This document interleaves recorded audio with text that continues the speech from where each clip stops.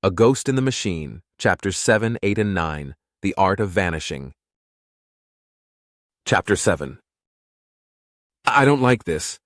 Not one bit. Catherine was going over the schematics of Kobold's Bane with Allie, and the more she looked at it, the less happy she was. Look, I'm telling you, they're all secondary systems. We'll be fine, Allie assured her. And when the primaries fail? Catherine said pointedly. As sometimes happens when one goes into combat. What then? Most of them we can probably repair on the way, the AI suggested. Most and probably are not words I like to hear on the eve of battle, she said sourly. We've been parked for the better part of a month, and we could have used that time to effect repairs. But instead we sat here with our thumbs up our... She bit off the last of her rant in the nick of time. For once, Allie didn't make a joke. Maybe if I hadn't been so thorough in evicting the previous owners, she sighed. This one isn't on you, Catherine disagreed. You did what you had to do, and since I'm still here to talk about it, you won't hear a peep out of me. No, my ire is directed towards the brass that didn't want us making repairs. They wanted to keep us hobbled. You mean they wanted to keep me hobbled? Allie said quietly. Catherine wrestled with her response before finally bowing to the inevitable. Yes, she said at last. You're not a child anymore, Allie. If you ever really were, and considering where we're going, we owe each other the truth. I know, the AI answered. I've always known. It's the reason I agreed to the mission, before you could throw up any roadblocks. If we can just let them get used to me, to start seeing me as something other than a potential threat, then maybe I'll have a chance. What are you talking about? Catherine said in shock. Of course you have a chance. We'll show them just what an asset you can be, and they'll have to accept you. Catherine, Allie said softly, I thought we weren't going to lie to each other. You know just as well as I do. Part of the reason they asked us to volunteer is that they're hoping we don't come back. Problem solved. The young lieutenant closed her eyes tight, fighting back tears. I am not giving up on you, she vowed. I will not allow them to harm you, Allie. If they ever do come for you, they'll have to get through me to do it. She opened her eyes and managed a brief smile. The most dangerous place in the universe is between a mother and her cub. Right back at you, Mom, Allie said hoarsely. It was several minutes later before either of them trusted their voices again. All right then, Catherine said at last. If we're doing this, then we're doing it the right way. Meaning? Allie asked. That we're going to make damn sure we get the support we need, or we're not going anywhere. Catherine's jaw set in a hard line. Get Commander Bjarnason on the horn. It's time he loosened the purse strings. The shuttle that docked with Kobold's Bane was considerably larger than the cutter Bjarnason had been using to ferry himself back and forth. As the airlock opened, Catherine was once again there to meet him. Permission to come aboard? The commander requested. Permission granted, Catherine replied as Bjarnason stepped aside. Behind him, a swarm of equipment and personnel began pouring out, taking the lieutenant by surprise. What's all this? She asked. You made an excellent case in regards to your state of readiness, he replied. Unfortunately, given that this is an alliance base, we're not well stocked when it comes to Empire spare parts, which means we'll need to come up with some workarounds. He waved over a female lieutenant commander, who had been supervising the offloading. This is Maya Zhukov. She'll be your engineer. Ma'am, she said pleasantly. Do you have experience with Empire craft, Commander? Catherine asked. Some, Maya admitted. More than most, I suspect. Spent a year attached to Navant, tearing apart the various ships they'd managed to acquire. Well, that's good to hear, she smiled. I'll have Chief Kumar meet you down in engineering. He can walk you through our status and what we need to focus on first. She chuckled as she cocked her head towards the ceiling. Plus, you'll have some inside help. Say hello, Allie. Hello, Allie, the AI said brightly before she started snickering. Zhukov blinked. Damn, you weren't kidding. She shook her head, as if to clear her thoughts. Hey, Allie, she said finally. Call me Maya. Ooh, I like this one, the AI said happily. Can we keep her? We'll see, Catherine answered, trying to keep the grin off her face. Now be a good girl and show her where everything goes. Jawohl, mein Kapitan, Ali snapped, leaving their new engineer somewhat bemused. Don't worry. I'll help you sort out the thingamajigs from the dealy-bobs. Maya shook her head again, and then just shrugged as she waved the others towards the engineering section. You heard the lady, she told them as they headed out. Catherine watched them leave and then turned back to Bjarnason. I assume she's as good as she appears at first blush? Better, the commander confirmed. I've managed to shake loose enough crew to bring up your numbers, but you're going to be short on officers, I'm afraid. In fact, it's likely it'll just be you and her. He paused for a moment and then said somewhat cryptically, I do have one other addition to your crew, as he turned back towards the shuttle. A figure stepped out from the shadows and into the light. Hey, Catherine, Dr. Theodore Blois said. He seemed to fidget a little, as if he were unsure of himself. Catherine's jaw dropped. Oh no, no way, she said vehemently. A combat zone is no place for a civilian. He held up his hands as he approached her. Look, before you say anything else, just let me explain. What's to explain? Catherine shot back. I'm not dragging you off to God knows where just to get you killed. End of story. Theodore sighed. Look, I get it. And you're right. I have absolutely no experience in combat. But what I can do is evaluate Allie when she's under fire. That's exactly the kind of environment the higher-ups fear the most when it comes to her. If I can show them how well she handles that kind of stress, it might calm some of their fears. Besides, he said with an uneasy smile, what if something happens to Allie? I'm the closest thing to a medic she's got. Catherine looked away. You fight dirty, she said quietly. The two men watched her grapple with the issues at hand before she slowly nodded her head. Very well, she said at last. But that still leaves us with one problem. Oh? Bjarnason replied. Commander Zhukov, she explained. Granted, as an engineer she's not a line officer, and she doesn't strike me as the type to stage a mutiny, but the fact remains that she does outrank me. That's bound to cause some friction at some point, and that's the last thing any of us needs. I see your point, the commander nodded. In fact, we'd already considered that. Obviously, a lieutenant is far too junior to be commanding a ship of this size. She froze in place. Oh no, no.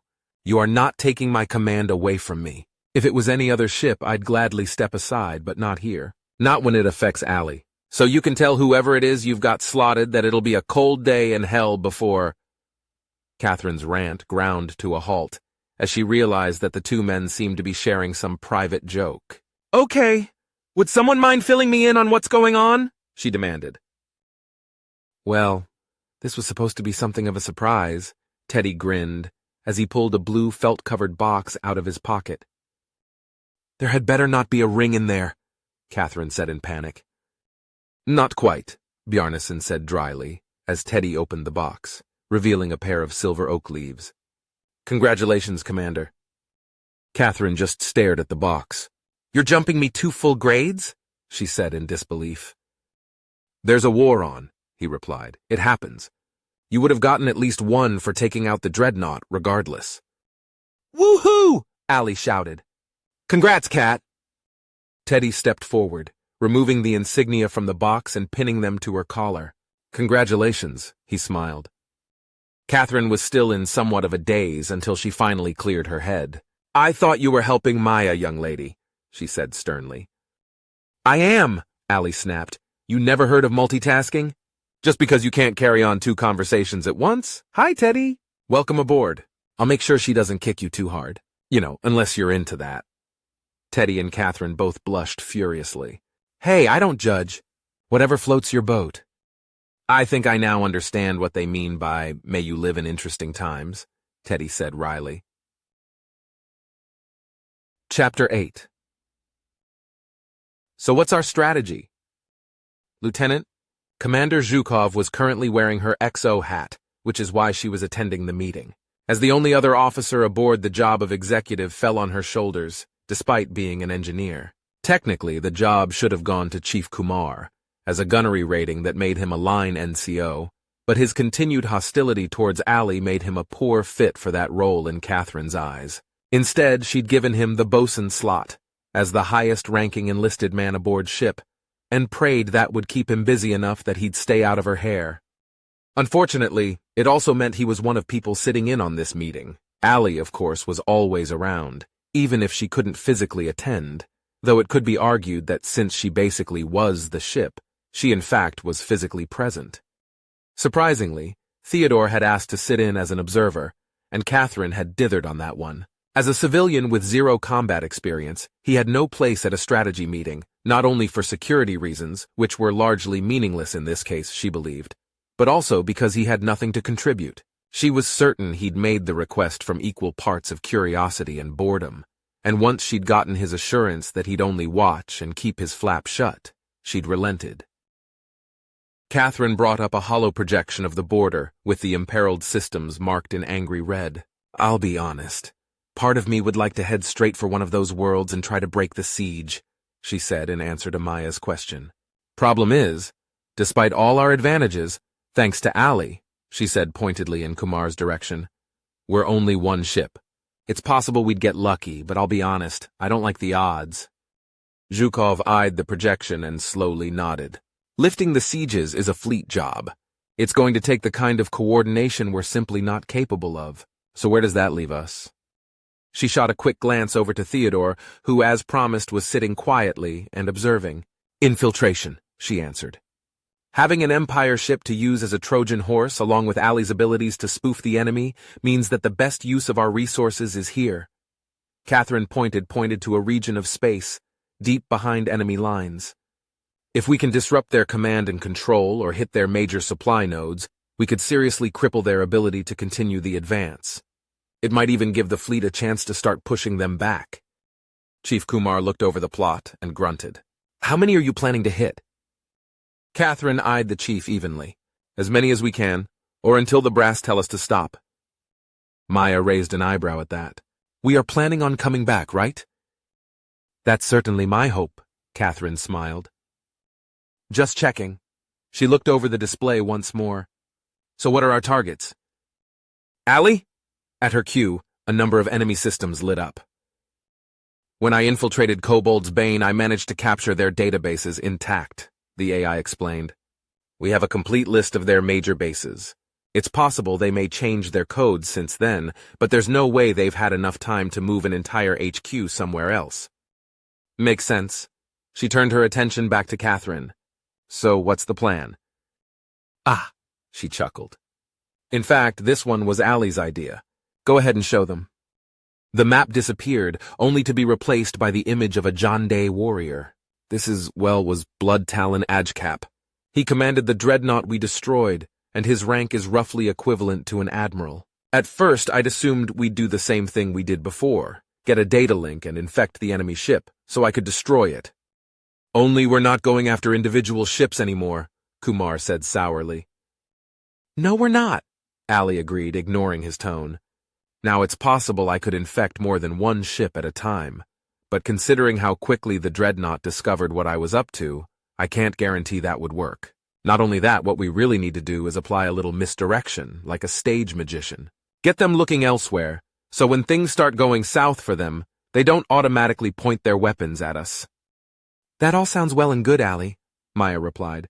But just how exactly are you planning to do that? The AI chuckled. Just watch. A moment later, the image seemed to come to life. Fellow warriors! Blood Talon Ajkap roared. For far too long, Emperor Abgim has sucked the marrow from our bones, sapping and weakening us. This war is merely the last gasp of a weak and pathetic old man. So I call upon all true warriors to join my banner, so that the Jande Empire may reclaim its ancient glory once more. The image froze, as the others considered what they'd just seen. I've already faked hours of this stuff, Allie smirked, and I guarantee it'll hold up to scrutiny. So you want to stage a coup? Zhukov leaned back in her chair. It's an interesting idea, and if we could split their forces, that could make a huge difference for the Alliance, but...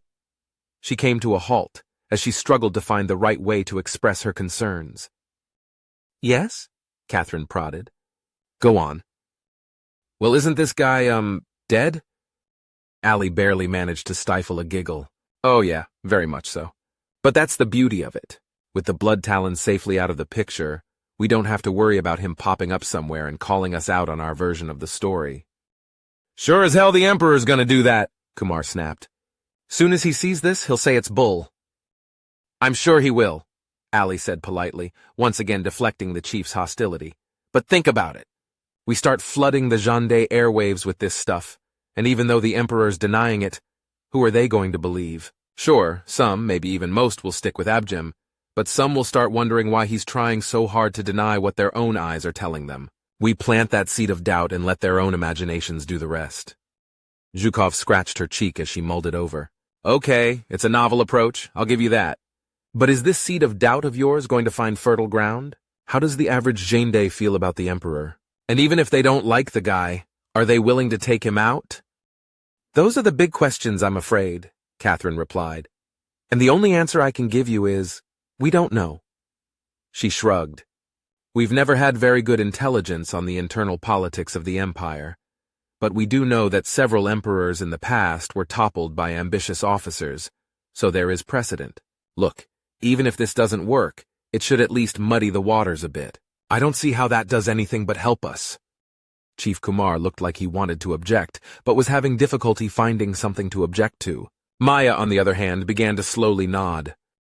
It's not the craziest idea I've ever heard, but it's definitely a contender, she chuckled. But you're right.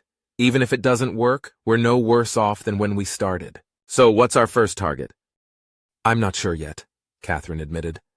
For now, I want to focus on getting across the border. Once we do that, we find ourselves a nice quiet region of space, far from the traffic lanes, and decide then where to strike. Sounds good, Commander, Zhukov agreed. Mission like ours, it pays to stay fluid. Exactly, she nodded. All right then, set us a course, and we'll get this show on the road. Dismissed. Everyone rose from the seats and began exiting the compartment. Theodore rose as well and approached Catherine. Could you give me a moment? He asked. There's something I wanted to show you. Catherine paused and then nodded. Certainly. There's not a problem, I hope. Theodore just smiled. Far from it. Although to be fair, it's actually Ali who wanted to show you something. Oh? She cocked her head towards the ceiling. And what is it you wanted me to see, Ali? Well, it was Teddy who gave me the idea, she said hesitantly. I hadn't even considered it until I was kicking around some ideas with him about our little subterfuge. Is that so? She said slowly as she faced the scientist. I thought you were going to stay out of the military side of things. Teddy held up his hands. I swear Ali came to me, and it was purely technical. Questions on how to make the imagery more believable. It's true, the AI agreed. Catherine considered that for a moment and then finally relaxed. Fair enough. So, what exactly am I looking at here? Just promise not to freak out, okay? Ali said nervously. Telling me that isn't exactly helping, Catherine said, exasperated. So could we just get on with it? Okay, here goes. There was a brief pause and then the holo projector came to life once more. Only this time, instead of a grizzled Zhandai warrior, something very different emerged. The image of a young woman appeared, her hair long and dark, dressed in a simple tunic with slacks. There was a somber expression on her face as she slowly raised her hand and waved. Hi, Mom, Ali said softly. Catherine's jaw dropped. She stepped forward as if she were in a dream, her own, and reaching out. Ali, she whispered. Is that you? Do you like it? She asked hesitantly as she slowly pirouetted around. 'Cause I can totally change it if you don't. Ali, her eyes suddenly grew misty. Ali, you're beautiful. She reached out to touch the image, only to see her hand disappear into the projection. Sorry, the image began to blush. I wish I could hug you. Ali sighed and then shrugged. Teddy was a big help, she said with a wary smile. Catherine turned to look at the scientist who had suddenly found something fascinating to look at in front of his shoes. She was beside him in 2 quick strides, and before he had time to react, her lips had already found his. He froze for a moment, caught by surprise, but soon found himself returning the kiss before she finally pulled away. Thank you for this, she whispered. My pleasure, he said hoarsely, before a boyish grin appeared on his face. I mean that sincerely. Catherine flushed with embarrassment as she realized what she'd just let herself do. Oh, Allie sighed before giggling hysterically. Chapter 9. And there it is, Catherine said quietly. Hewholooksskyward. They'd spent the better part of a week making their way here after crossing the border. That had actually been the easy part of the journey, as the front now lay deep within Allied space. But they'd picked their spot with care, and managed to slip past the Empire ships undetected. They were prepared to bluff it out if necessary, but questions might have been raised if they'd been spotted moving away from the battle. Once behind enemy lines, they'd found a quiet spot to make their plans. Operating solo, despite all their advantages, carried with it a certain amount of risk, so Catherine had decided to make as big a splash as possible early on. Not only would it hopefully have the greatest impact towards the war effort, but there was also the very real possibility they wouldn't still be around if they held off on the larger targets. Any signs that they're not buying it, Allie? She asked. Not so far, the AI replied, but then we haven't docked yet. Hewholooksskyward was a major fleet base, with extensive repair facilities and dozens of smaller supply depots scattered throughout the facility. Removing it from the equation was not going to be easy. How's the new ID holding up? Their ship was now using the transponder code of a sister ship, Strega's Curse. Considering how long it had been since they'd taken the ship, there was a very real chance showing up now as Kobold's Bane might set off a few alarm bells. Strega's Curse, on the other hand, was supposed to be operating in another sector entirely, according to the data Allie had acquired. So far so good, the AI assured her. We passed the routine scan, so we should be safe for now. Then let's get First Claw Janutig warmed up for his performance, she ordered. I know I don't need to remind you we really have to sell this. Then why are you? Allie joked. Don't worry, Strega's captain will convince them to stand clear. They should buy the fiction we're acting as a courier boat for some senior official, whose name will be kept intentionally vague. There was a brief pause. The only problem is that we can't stay for long before they start asking questions. I know, Catherine said quietly. No one ever said this would be easy. As soon as you can make the connection, get to work. Don't wait for my order. I'm on it, Allie vowed as the commander punched up the display. Maya's face appeared on the screen. You ready down there? She asked. Ready as we're going to be, she answered. At least most of the repairs are done. We'll try not to add any new problems to your list, Catherine smiled. Just keep the engines warm. We might need them in a hurry if this op goes bad. Don't worry about the engines. Worry about the docking clamps. If Allie can't convince them to let us go, then we're likely to be dragging a big chunk of the dock along with us. We'll make that a priority, Catherine vowed. Go ahead and drop the ramp as soon as we're down and locked. Allie's going to give them a shopping list.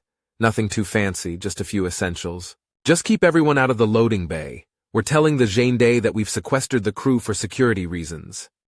Understood, Maya replied. We've already swept the area to make sure that nothing stamped Alliance got left behind. Good to know, Catherine told her. Remain on standby until you hear from me. Durkana out. Ma'am? Petty Officer Rothschild spoke up. We're being painted. Don't worry, they're not targeting us, Allie assured them. It's just an added layer of security. We'll pass muster. Several tense minutes went by before the PO sighed in relief. They've killed the beam, ma'am, he informed her. Looks like we made it. Told you, the AI said acerbically. They're guiding us in. Just a few more seconds and...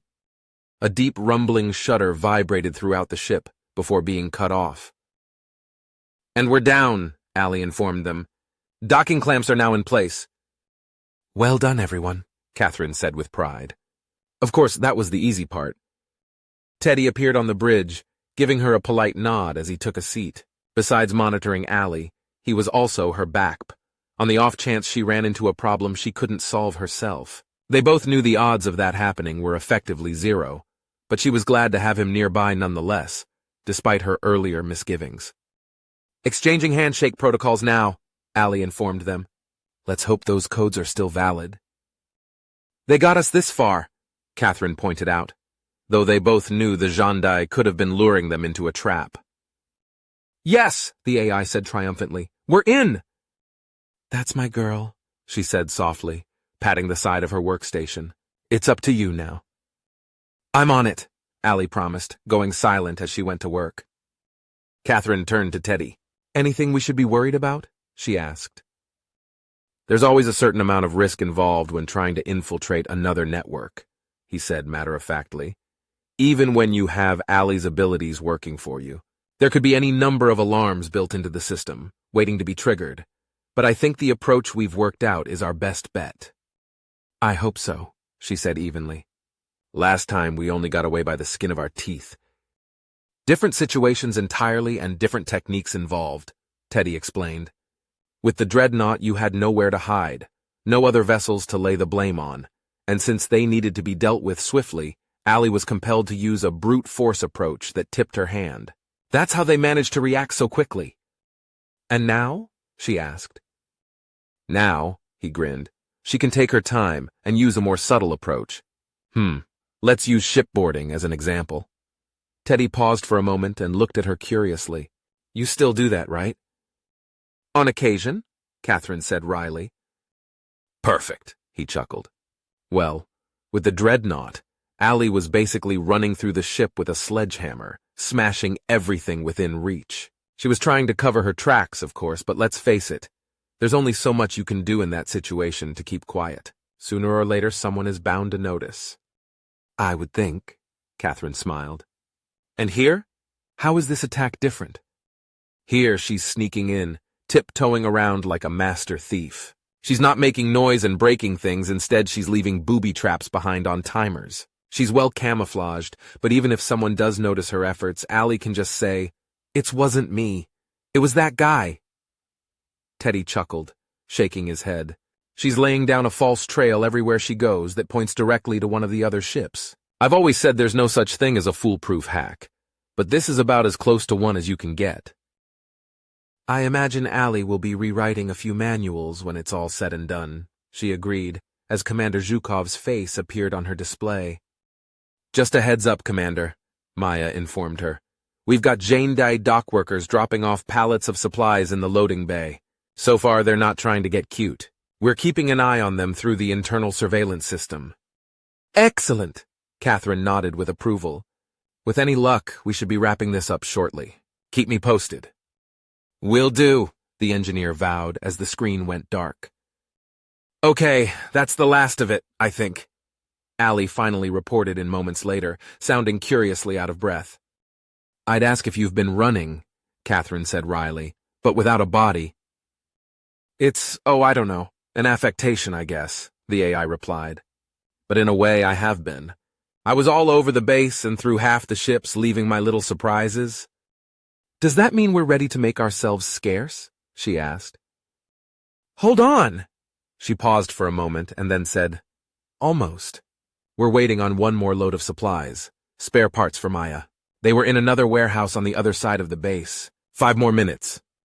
Okay, Catherine said quietly. And no one's raising any alarms yet? Not yet, Ali chuckled. I told you, it's a piece of cake. Everyone on the bridge winced at that, Teddy included. What? The AI snapped. Ali, you never say that, Rothschild said nervously. You want to jinx us? A heavy sigh came from the speakers. Humans. You and your crazy superstitions. She laughed at their discomfort and then piped up. And look, the last pallets just arrived. Soon as we can button up, we're out of here. Catherine looked like she wanted to respond to that, but then decided to just let it go. She punched up the comm system instead. Maya, as soon as that last load is secured, we're leaving. Get your people ready. I don't want to stick around here 1 second longer than we have to. I really like that idea, Commander, Zhukov nodded. We're ready when you are. Allie? She asked. Hold on, just waiting for clearance, the AI informed her. And, got it. Let's blow this joint. Catherine and Teddy shared a look and then shrugged. You don't need to tell me twice. She punched the intercom again. We're a go, Commander. Engines are hot, Maya confirmed. Docking clamps have retracted. She's all yours. Petty officer, nice and slow, she ordered.